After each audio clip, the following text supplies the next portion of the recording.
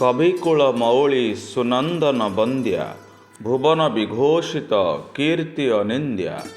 ସେଇ ପୁଣ୍ୟଭୂମି ଉତ୍କଳ ମାତାର ଗୌରବମୟ ଦିବସ ପବିତ୍ର ଉତ୍କଳ ଦିବସରେ ପ୍ରିୟ ଦର୍ଶକ ବନ୍ଧୁମାନଙ୍କୁ ବିଷ୍ଣୁ ଓଡ଼ିଆ ଏଜୁକେସନ୍ ଚ୍ୟାନେଲ୍ ତରଫରୁ ହାର୍ଦ୍ଦିକ ସ୍ୱାଗତମ୍। ଆସନ୍ତୁ ଆଲୋଚନା କରିବା ପବିତ୍ର ଉତ୍କଳ ଦିବସ ସମ୍ପର୍କରେ କେତେଗୁଡ଼ିଏ ମୋହନୀୟ କଥା ଆଉ ଗାଥା। ତେବେ ଭଗବାନ ଶ୍ରୀ ଜଗନ୍ନାଥ ଯାହାର କୋଳରେ ବିଜେ, ଯାହାର ଗୌରବମୟ ମାନଦଣ୍ଡ ରୂପରେ ଦଣ୍ଡାୟମାନ ଭୁବନେଶ୍ୱର ଲିଙ୍ଗରାଜ ମନ୍ଦିର, ଅନବରସ କଳା କାରୁକାର୍ଯ୍ୟ ଭାସ୍କର୍ଯ୍ୟର ମୁକ ସାକ୍ଷୀ ସେହି ସ୍ୱର୍ଗଚ୍ୟୁତ ପାରିଜାତ ଶିଳାପଦ୍ମ ବିଶ୍ୱବିଖ୍ୟାତ ଭୁବନମୋହନ କୋଣାର୍କର ସୂର୍ଯ୍ୟ ମନ୍ଦିର। ତେବେ ଯାହାର ଓଡ଼ିଶୀ ସଙ୍ଗୀତ କଳା ଭାସ୍କର୍ଯ୍ୟ ଦର୍ଶନ ଧର୍ମ ଐତିହ୍ୟ ପରମ୍ପରା ସମଗ୍ର ବିଶ୍ୱରେ ବିଖ୍ୟାତ ଏବଂ ପୂଜିତ, ସେହି ଉତ୍ତରଦାୟକ ଆମେ ଓଡ଼ିଆ ଜାତି। ତେବେ ଆଜିର ଦିବସରେ ଆମର ଗୌରବମୟ କଥାକୁ ସ୍ମୃତିରେ ଚାରଣ କରିବା ନିଶ୍ଚିତ ଏକ ଆଦର୍ଶ ଓଡ଼ିଆର କର୍ତ୍ତବ୍ୟ ଅଟେ। ତେବେ ଆସନ୍ତୁ ଆଲୋଚନା କରିବା ଇତିହାସର ସେହି ସ୍ୱର୍ଣ୍ଣିମ ସ୍ମରଣୀୟ ଅଧ୍ୟାୟ। ଓଡ଼ିଶାର ପୂର୍ବ ନାମ କଳିଙ୍ଗ, ଉଡ୍ର, କୋଶଳ ଏବଂ କଳାର ଉତ୍କୃଷ୍ଟତା ଦୃଷ୍ଟିରୁ ନାଁ ଥିଲା ଉତ୍କଳ। ତେବେ ସେତେବେଳକୁ ଇଂରେଜମାନେ ଅଧିକାର କଲେ 1803 ମସିହାରେ ଏହି ପବିତ୍ର ଓଡ଼ିଆ ମାଟିକୁ। ପୂର୍ବରୁ ହିନ୍ଦୁ ରାଜା ମୁକୁନ୍ଦଦେବ ପରାସ୍ତ ହୋଇଥିଲେ। ଓଡ଼ିଶାରେ ଥିଲା ମୋଗଲ ଆଫଗାନ ମୁସଲମାନମାନଙ୍କର ଶାସନ। ଓଡ଼ିଆ ଭାଷା ଉପରେ ପ୍ରବଳ ହେଲା ଅତ୍ୟାଚାର। ତା ସାଥିରେ ତାଳ ମିଶାଉଥିଲେ ବଙ୍ଗାଳୀମାନେ, ତେଲୁଗୁ ଭାଷାଭାଷୀ, ବିହାରୀ, ହିନ୍ଦୀ। ତେବେ କହିବାର ତାତ୍ପର୍ଯ୍ୟ, ଯେତେବେଳେ ଇଂରେଜମାନେ କୂଟଚକ୍ରାନ୍ତ କରି ଓଡ଼ିଶାକୁ ଖଣ୍ଡ ବିଖଣ୍ଡିତ କରିଦେଲେ, ଓଡ଼ିଶାର ଅଖଣ୍ଡତ୍ୱ ନଷ୍ଟ ହେଲା, ଓଡ଼ିଶା ବଙ୍ଗ ବିହାର ଗୋଟିଏ ରାଜ୍ୟରେ ପରିଣତ ହେଲା, ସେତେବେଳେ ଓଡ଼ିଶାର ଗୌରବ କୁଳବୃଦ୍ଧ ମଧୁସୂଦନ ଦାସ ଆହ୍ୱାନ ଦେଲେ 1903 ମସିହାରେ ଉତ୍କଳ ସମ୍ମିଳନୀ ନାମରେ।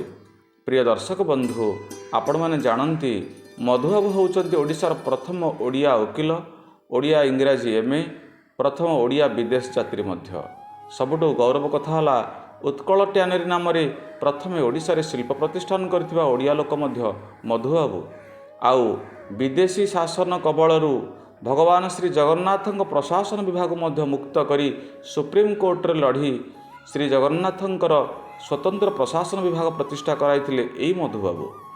ତେବେ ଉତ୍କଳ ସମ୍ମିଳନୀ ନାମରେ ମଧୁବାବୁ ଯେଉଁ ଆହ୍ୱାନ ଦେଲେ, ସେତେବେଳେ ଅଣ ଓଡ଼ିଆମାନେ ଏକଜୁଟ ହୋଇଥିଲେ। ଭାଷା ଆନ୍ଦୋଳନ ସୃଷ୍ଟି ହେଲା।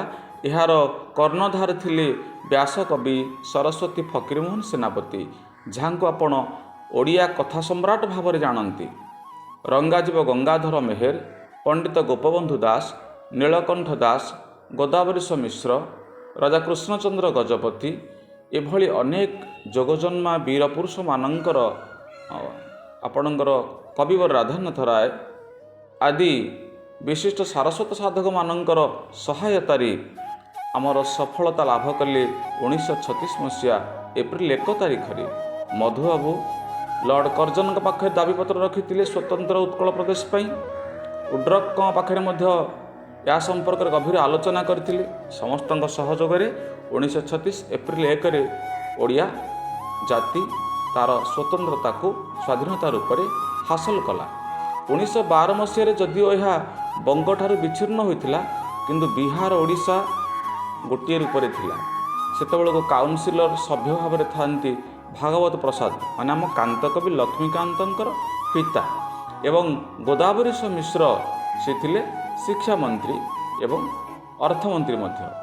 ତେବେ ପରବର୍ତ୍ତୀ ସମୟରେ ଆମେ ଫେରି ପାଇଲେ ଭାଷାଭିତ୍ତିକ ସ୍ୱାଧୀନ ରାଜ୍ୟ ଭାବରେ ସମଗ୍ର ଭାରତ ବର୍ଷରେ ଏକ ସ୍ୱତନ୍ତ୍ର ସ୍ଥାନ ଅଧିକାର କଲା ଏଇ ଓଡ଼ିଶା। ଆହୁରି ଗର୍ବର କଥା ପ୍ରିୟ ଦର୍ଶକ ବନ୍ଧୁ, ଆମ ଓଡ଼ିଆ ଭାଷାର ଲିପି ବର୍ତ୍ତୁଳାକାର, ଯାହା ବ୍ରାହ୍ମୀ ଲିପିର ଅଂଶ ଅଟେ। ଏହା ସମଗ୍ର ପୃଥିବୀରେ ସ୍ୱତନ୍ତ୍ର ଏବଂ ସର୍ବ ଉତ୍କୃଷ୍ଟ, ମାନେ ବିଶ୍ୱର ସବୁଠାରୁ ସୁନ୍ଦରୀ ଲିପି ହେଉଛି ଓଡ଼ିଆ ଲିପି। ଗର୍ବ ଲାଗୁଛି ନା? କିନ୍ତୁ ଦୁଃଖର କଥା, ଆଜି ଓଡ଼ିଆ ପୁଅ ଇଂରାଜୀ ଭାଷାରେ ଦସ୍ତଖତ କରୁଛି। ଓଡ଼ିଆ ପୁଅ ଝିଅଙ୍କ ବିବାହର ନିମନ୍ତ୍ରଣ ପତ୍ର ଇଂରାଜୀ ଭାଷାରେ ଛପା ହେଉଛି। ଇଂଲଣ୍ଡ, ଆମେରିକା, ଆଫ୍ରିକା, ଅଷ୍ଟ୍ରେଲିଆର କୁକୁର ବିଲେଇମାନଙ୍କର ନାଁ ଆଜି ଓଡ଼ିଆ ପୁଅ ଝିଅମାନେ ବାପା ମା' ମାନେ ଦେଉଛନ୍ତି ନିଜ ପିଲାର ନାଁ। ଭାରି ଦୁଃଖ ଲାଗୁଛି କଥା ଭାବିଲା ବେଳକୁ।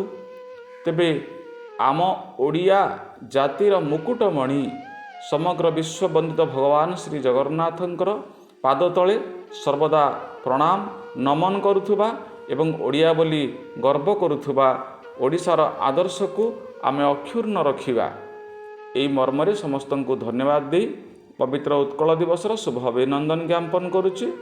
ଜୟ ଜଗନ୍ନାଥ।